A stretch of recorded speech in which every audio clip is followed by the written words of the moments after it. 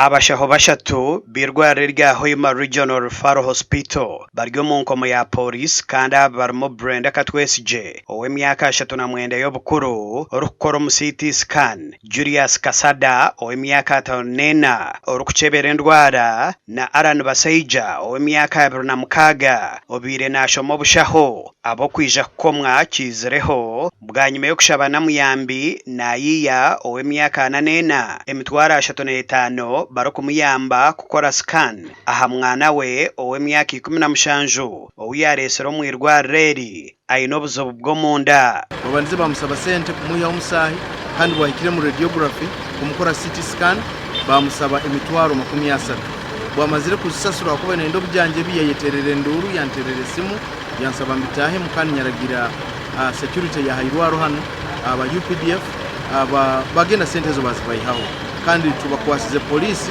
kubana ikoro umurimo gwayo bwanyuma y'abakwatwa Badru Mugabi or RCC w'orurembo rwa Hoima nagira ngo ecoma echa CT scan ticyo kushashurira kandi ajumirire ekikorwa ekikozo rw'abashahaba ofisi ya RCC ikarekingwire kandi twina na security hano hageti y'irwaro umuntu we nanyagirwe rundi arabizibwa kubi nikusabo je weterere nduru mu ofisi yange rundi gende ha police rundi ha security gate hano ha entrance amuryango gukutahamu weterere nduru tujya kuba twirukira kandi tujya kuba ntugaruka mu muranga gwawe nituwanisa oburi bwenguzi kuona mu mulingo kuona aba bentu benda kumurabya mu scan ibirabire na mwenda bamuzize ngo mwana ine kuraba mu scan bamusaba emitwara 35 ngo mwana babanza kumuhereza bamuravye mu scan so ko twatongera information abo byo kwirinda barukora irwariro na police ba photocopyingaho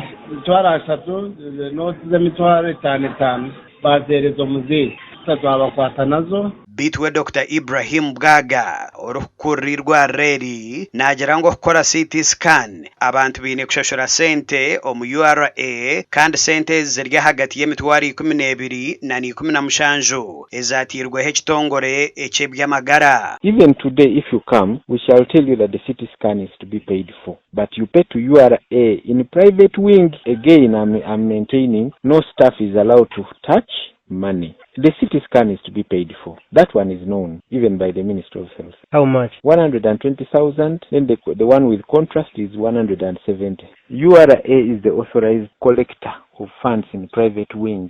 So no staff in the radiology unit should ask you to give him money directly. But if they tell you you go and pay in private wing, that is the standard operation procedure. But even when you have come from the village and they tell you you go to the other building in private wing, you'll pay there and you get a receipt, then you come and we do the CT scan. Even the villager will understand.